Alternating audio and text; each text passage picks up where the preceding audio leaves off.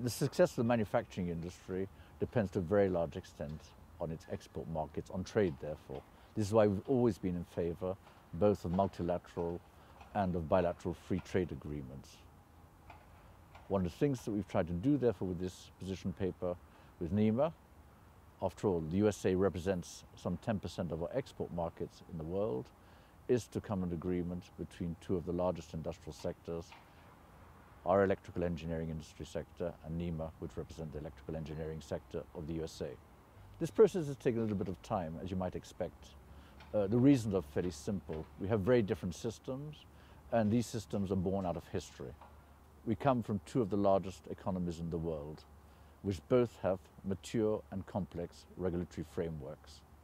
Therefore, it's a question of taking time to go through it in a certain detail and to build on the willingness of each side. But fundamentally, we share the same values, and both sides agree on this. We both want high standards. We both aspire to these. Lowering standards will not be acceptable to either of us, nor do we want it. TTIP needs to be a win-win situation for both sides. We believe we built the basis for this and can now move on to discuss in more detail.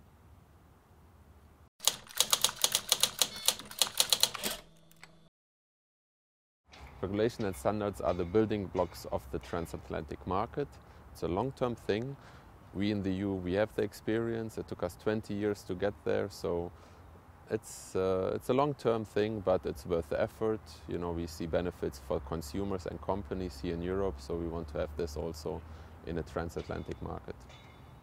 EU and US cooperation in this area is very important for us because through this we will get better access to world markets. Today manufacturing companies, they want a system of one standard, one test accepted everywhere. They don't want national or regional deviations.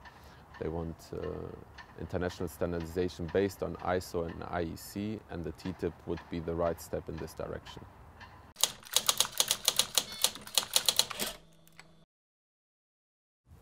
EU and US industry fundamentally agreed fairly quickly on the low-hanging fruit.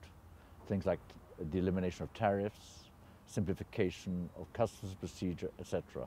But where the real value of our paper is that we have touched on the more sensitive areas of standardization and regulation. This is where the real gains are to be made for the engineering industries, and this is why we've been working for over a year on this paper. Recently, the Commission has published its negotiating mandate with the Council. This has finally come out. But in it, they only mention a couple of sectors, and strangely enough, they don't include what is the largest sector in terms of trade, manufactured products, that's the engineering sector. And so our aim is, of course, to ensure that we give guidelines on how to go forward on this. There's a clear will on both sides of the Atlantic, from the industry perspective, our industry's perspective, to make sure that we move forward on this. And this is what this paper is intended to do.